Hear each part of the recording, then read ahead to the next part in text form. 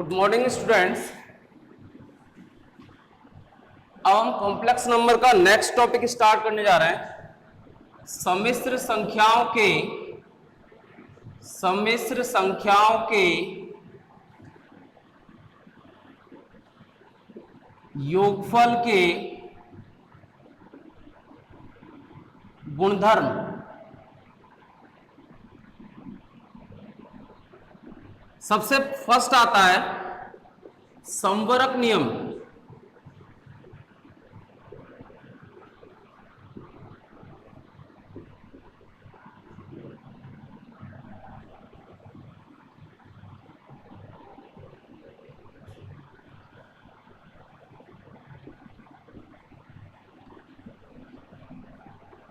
Closure property.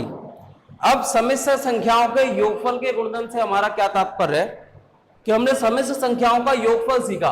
सम्मिश्र संख्याओं का योगफल किया कैसे जाता है। सम्मिश्र संख्याओं का योगफल, यदि हमें दो सम्मिश्र संख्या दी गई हो Z1 और Z2, यदि दो सम्मिश्र संख्या दी गई हो तो हम क्या करते थे, वास्तविक भाग को वास्तविक भाग में जोड़ते थे और काल्पनिक भाग को काल्पनिक भाग में। तो सम्मिश्र संख्याओं का जो योगफल का जो पहला गुणधर्म है क्लोजर प्रॉपर्टी, इसका मीन्स जो है, इसका गुणधर्म क्या है कि दो सम्मिश्र संख्याओं का योगफल, दो सम्मिश्र संख्याओं का योगफल सदैव एक सम्मिश्र संख्या ही होगी। दो सम्मिश्र संख्याओं का योगफल सदैव एक सम्मिश्र संख्या ही होगी। एग्जाम्पल देखते हैं। माना दो सम्मिश्र संख्या है Z1 is equal to 2 plus 3 iota, Z1 is equal to 2 plus 3 iota और Z2 is equal to 5 plus 7 iota.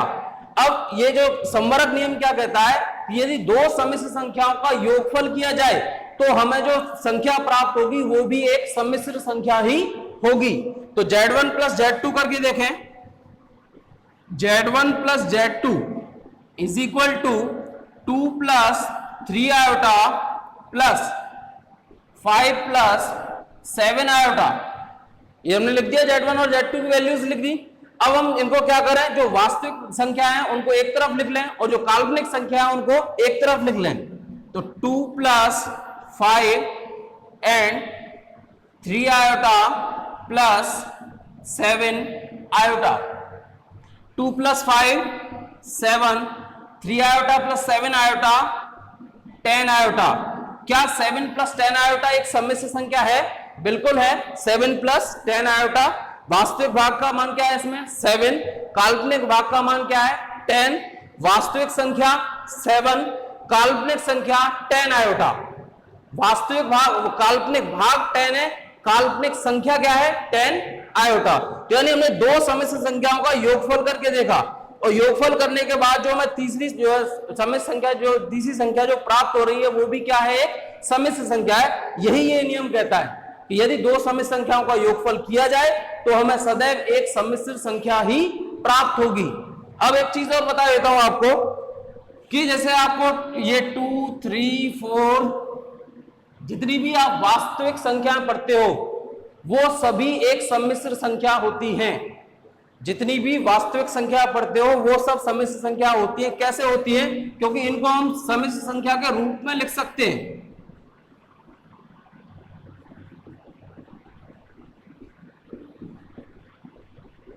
इस तरीके से, यानी जितनी भी वास्तविक संख्या उनको हम सम्मिश्र संख्या के रूप में लिख सकते हैं।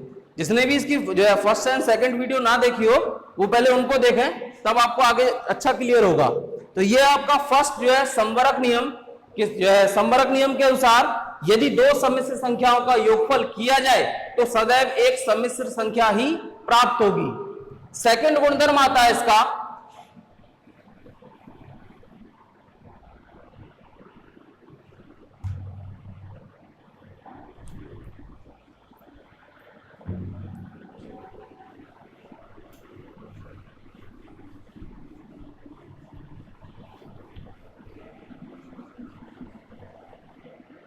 सेकंड गुणधर्म है क्रम विनिमेयता। क्रम विनिमेयता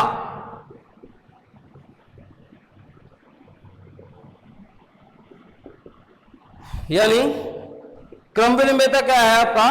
कम्यूटेटिव लॉ। कम्यूटेटिव लॉ क्या कहता है? इसका शाब्दिक अर्थ देखें, क्रम विनिमयता यानी क्रम यानी जो है आप किसी भी चीज का क्रम हो, विनिमय माने एक्सचेंज यानी बदलना। यानी विनिमय क्या होता है? जैसे आपने मुद्रा स्फीति का अगर आपने कोई चैप्टर पढ़ा हो 10th क्लास में, ठीक है, तो उसमें क्या होता है, कुछ चीजों का एक्सचेंज होता है। तो यहां पर क्या है, क्रम विनिमयता गुणधर्म क्या कहता है कि यदि दो सम्मिश्र संख्याएं दी गई है और उनका योगफल किया गया है, योगफल करने के पश्चात जो आपको सम्मिश्र संख्या मिल रही है, यदि उनका क्रम बदल दिया जाए, जैसे हम पहले Z1 प्लस Z2 कर रहे हैं, या दूसरी बार क्या करें, Z2 प्लस Z1 करें, तो दोनों ही स्थितियों में जो सम्मिश्र संख्या का मान होगा वो अपरिवर्तित रहेगा, यानी समान आएगा। तो इसका मतलब जो सम्मिश्र संख्याओं का योगफल है वो क्रम विनिमय गुणधर्म का पालन करता है। अर्थात यदि दो सम्मिश्र संख्याएं Z1 तथा Z2 दी गई हो, दो सम्मिश्र संख्याएं Z1 तथा Z2 दी गई हो, तो Z1 plus Z2 is equal to Z2 plus Z1 Z1 plus Z2 is equal to Z2 plus Z1। यानी हमने क्या किया, पहले Z1 में Z2 को जोड़ा तो उससे कोई सम्मिश्र संख्या प्राप्त हुई, फिर Z2 में Z1 को जोड़ा उससे कोई सम्मिश्र संख्या प्राप्त हुई। एग्जांपल देख लेते हैं। माना Z1 is equal to 2 plus 6 iota, Z2 is equal to 3 plus 5 iota. ये दो सम्मिश्र संख्या ले ली। सबसे पहले Z1 LHS लें, इसमें से LHS क्या है, Z1 प्लस Z2। तो Z1 प्लस Z2 करके देखें, तो Z1 प्लस Z2 यानी 2 plus 6 iota plus 3 plus 5 iota, 2 plus 6 iota plus 3 plus 5 iota.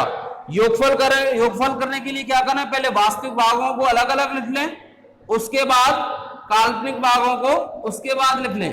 तो 6 आयोटा प्लस 5 आयोटा, 2 प्लस 3 कितना हो गया 5, 6 आयोटा प्लस 5 आयोटा कितना हो गया 11 आयोटा।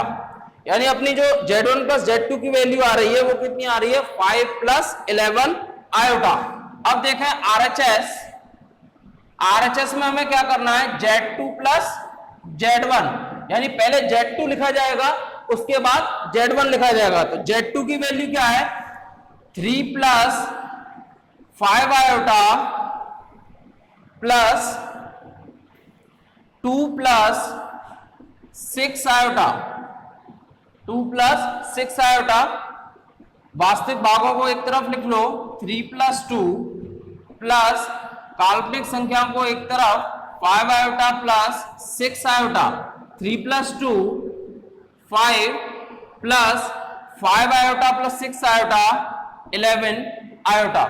देखना जरा, 5 प्लस 11 आयोटा, 5 प्लस 11 आयोटा, अर्थात LHS is equal to RHS। इसका मतलब सम्मिश्र संख्याओं का योगफल क्रम विनिमय गुणधर्म का पालन करता है।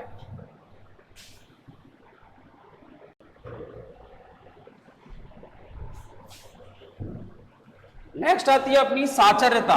ये क्रम विनिमयता और साचर्यता, इन दोनों को स्पेशली ध्यान रखें। अपने 11th में पहली बार आप इन दोनों वर्ड्स को सुन रहे हो और 12th तक हम बहुत सारे टॉपिक्स में इन वर्ड्स का प्रयोग करेंगे। यानी क्रम विनिमयता में हमें कितने अवयवों की आवश्यकता हुई, मात्र 2 अवयवों की। क्रम विनिमयता में कितने अवयवों की आवश्यकता हुई, 2 अवयवों की, क्यों हमने 2 सम्मिश्र संख्या ली। अब नेक्स्ट गुण आता है इसका साचर्यता। थर्ड आता है साचर्यता, एसोसिएटिव लॉ। साचर्यता गुणधर्म क्या कहता है, जैसे हमें क्रम विनिमयता में 2 अवयवों की आवश्यकता हुई, इसी प्रकार साचर्यता में हमें सदैव 3 अवयवों की आवश्यकता होगी। कितने अवयवों की, 3 अवयवों की।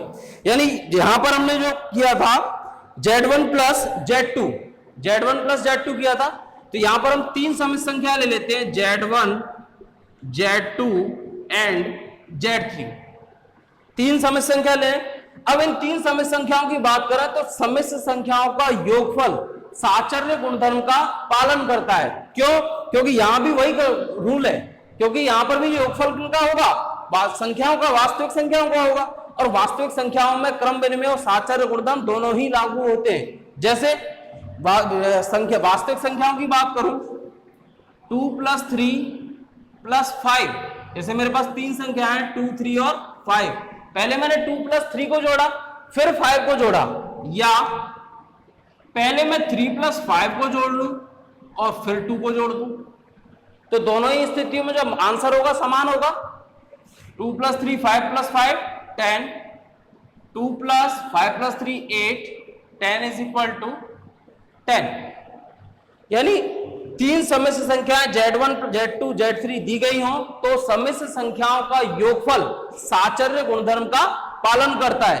अर्थात यदि पहले Z1 + Z2 का योगफल किया जाए, उसके बाद Z3 को इसमें योग किया जाए, या पहले Z2 और Z3 का योगफल किया जाए और उसके बाद Z1 का योगफल किया जाए, तो दोनों ही स्थितियों में जो मान कैसे प्राप्त होंगे, हमें समान प्राप्त होंगे। अब देखो एग्जांपल देखते हैं इसका। Z1 = 2 + 3 iota, Z2 = 6 + 5 iota and Z3 = 3 + 8 iota। ये मैंने Z1 Z2 और Z3 की तीन वैल्यूज मान ली कोई भी। अब इनमें देखो कि सबसे पहले क्या करना है, LHS लें, तो LHS के लिए हमें क्या योगफल करना है, Z1 + Z2। तो Z1 + Z2, Z1 की वैल्यू है 2 + 3 iota, Z2 की वैल्यू है 6 + 5 iota। Z1 की वैल्यू है 2 + 3 iota, Z2 की वैल्यू है 6 + 5 iota। क्या करें, वास्तविक भागों को एक तरफ लिख लें, 2 + 6 प्लस काल्पनिक संख्याओं को एक तरफ 3 iota + 5 iota। 2 + 6 हो गया 8, 3 iota + 5 iota हो गया 8 iota। अब Z1 + Z2 हो गया। अब क्या करना है, इसमें Z3 को जोड़ना है, तो Z1 + Z2 + Z3। Z1 + Z2 की वैल्यू अपने पास है, कितनी आई है, 8 + 8 iota, 8 + 8 iota प्लस Z3 की वैल्यू कितनी है, 3 + 8 iota, 3 + 8 iota, 8 + 8 iota, यानी पहले वास्तविक भागों को एक तरफ लिख लें, वास्तविक संख्याओं को, फिर काल्पनिक संख्याओं को एक तरफ 8 iota + 8 iota। It means 8 + 3 11 plus 8 iota + 8 iota 16 iota। ये क्या निकल के आई हमारी LHS। नेक्स्ट RHS देखें। अब की बार RHS में हमें क्या करना है, पहले Z2 और Z3 का योगफल करना है, तो Z2 + Z3 = Z2 की वैल्यू है 6 + 5 iota, 6 + 5 iota, Z3 की वैल्यू है 3 + 8 iota। ऐड करें इनको, 6 + 3 and 5 iota + 8 iota, यानी वास्तविक भाग वास्तविक संख्या एक तरफ, काल्पनिक संख्या एक तरफ, तो कितना हो गया, 6 + 3 9 प्लस 8 iota + 5 iota 13 iota। अभी Z2 + Z3 हो गया RHS में। अब क्या करना है, इसमें Z1 को जोड़ना है, तो Z1 + Z2 + Z3। Z1 की वैल्यू कितनी है, 2 + 3 iota, 2 + 3 iota। Z2 + Z3 की वैल्यू निकाली है हमने, 9 + 13 iota। वास्तविक संख्या एक तरफ लिखें, 2 + 9 प्लस काल्पनिक संख्या एक तरफ 3 iota + 13 iota, तो 2 + 9 11 प्लस 3 iota + 13 iota 16 iota। ये अपनी RHS आई है 11 + 16 आयोटा और ये है LHS। देख लो दोनों बराबर आ रही है या नहीं। तो यानी सम्मिश्र संख्याओं का योगफल साचर्य गुणधर्म का पालन करता है। यदि तीन सम्मिश्र संख्याएं Z1, Z2 और Z3 दी गई हो तो Z1 + Z2 + Z3 = Z1 + Z2 + Z3। ये हो गया आपका साचर्य गुणधर्म।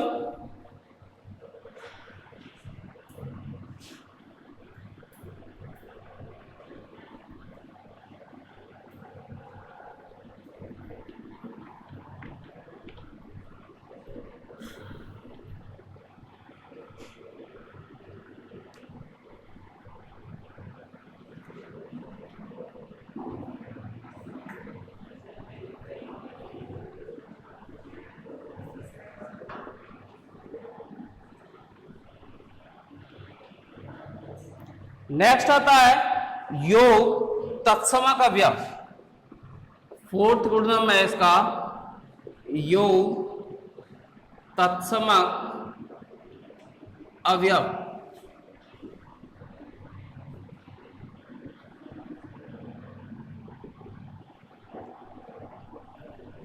अब योग तत्समक अवयव से मतलब क्या है? Additive identity element.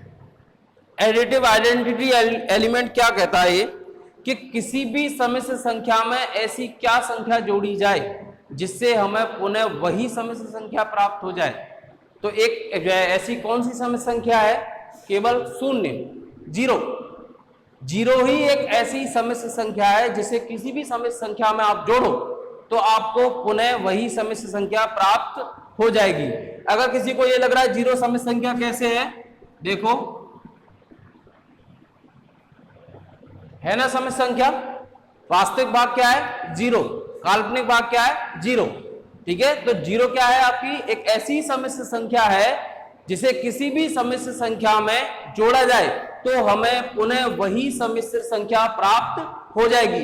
अर्थात किसी भी सम्मिश्र संख्या के लिए योग तत्समक अवयव क्या होता है? शून्य होता है। अर्थात यदि कोई सम्मिश्र संख्या Z है तो Z + 0 = Z। तो ये क्या है आपका योग तत्समक अवयव। ये क्या है आपका योग तत्समक अवयव। यानी शून्य ही एक ऐसा अवयव है जिसे किसी भी सम्मिश्र संख्या में यदि जोड़ा जाए तो हमें पुनः वही सम्मिश्र संख्या प्राप्त हो जाएगी। नेक्स्ट आता है अपना एग्जाम्पल करने की। वैसे बता देता हूं, एग्जाम्पल की आवश्यकता नहीं है। Z1 मान लो आप Z = 2 + 3 आयोटा लेते हो तो Z + 0 तो क्या करोगे? 2 + 3 आयोटा प्लस 0 तो 2 + 0 + 3 आयोटा = 2 + 3 आयोटा = Z। तो यानी शून्य ही एक ऐसी सम्मिश्र संख्या है जिसे किसी भी सम्मिश्र संख्या में योगफल करने पर हमें पुनः वही सम्मिश्र संख्या प्राप्त हो जाती है। नेक्स्ट है अपना फिफ्थ योग प्रतिलोम अवयव।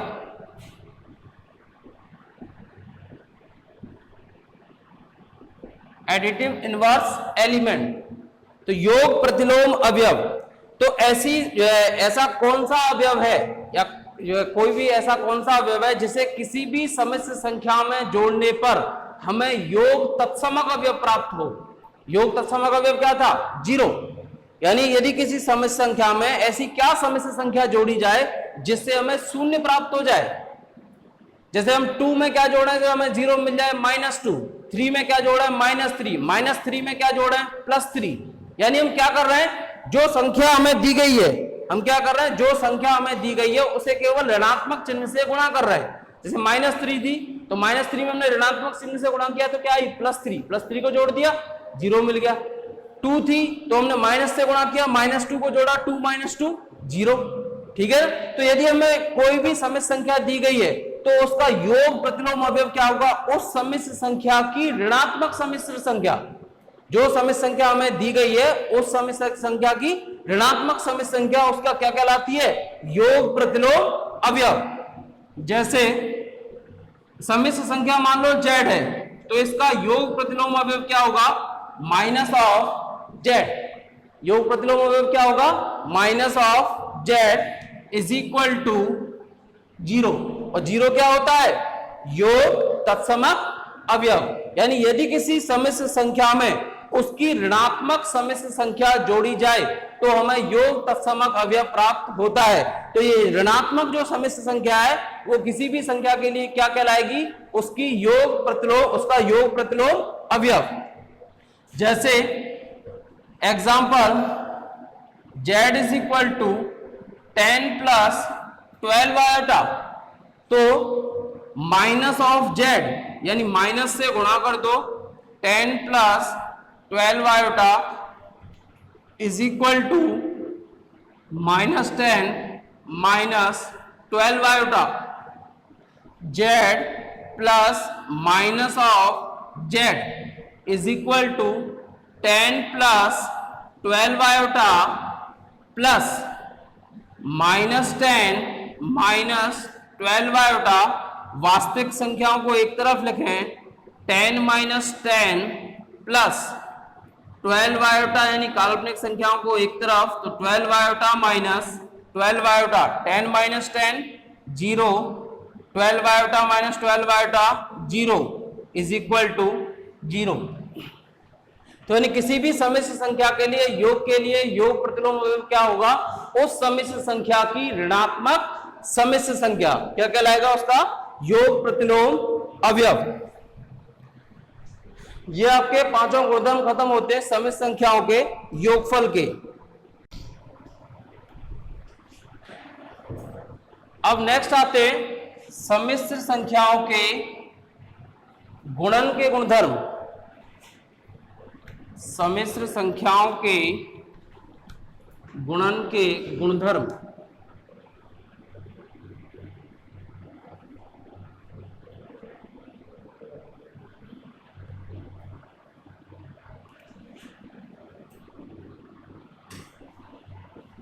वही सारे रूल्स हैं जो अभी योग में पढ़े, वही सारे हैं।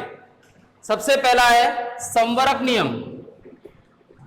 संवरक नियम, संवरक नियम यानी दो सम्मिश्र संख्याओं का गुणनफल, दो सम्मिश्र संख्याओं का गुणनफल संवरक नियम का पालन करता है। यानी संवरक नियम का पालन करने का मतलब क्या है? जैसे हम योगफल में कर रहे थे, तो योगफल में हमने क्या देखा था कि संवरक नियम का पालन कैसे कर रहा था कि दो सम्मिश्र संख्याओं का योगफल एक सम्मिश्र संख्या प्राप्त हो रही थी। तो यहां पर इसका मतलब यानी गुणन है, तो दो सम्मिश्र संख्याओं का गुणनफल भी एक सम्मिश्र संख्या प्राप्त होगी। जैसे z1 is equal to, z1 is equal to, यानी मैं पहले तो आपको लिख देता हूं, दो सम्मिश्र संख्याएं z1 तथा z2 दी गई हो, तो z1 इंटू z2 भी क्या होगी? एक सम्मिश्र संख्या होगी। यानी वहां पर क्या था? z1 प्लस z2 एक सम्मिश्र संख्या थी, यहां z1 इंटू z2 भी क्या होगी? एक सम्मिश्र संख्या होगी। एग्जाम्पल देखते हैं। z1 is equal to 3 plus 4 iota, z2 is equal to 2 plus 5 iota. Multiply करें, z1 into z2 is equal to 3 plus 4 iota multiply by 2 plus 5 iota. सबसे पहले मैंने बताया आपको जो है योगफल, तो योगफल और व्यवकलन तो कैसे होते हैं?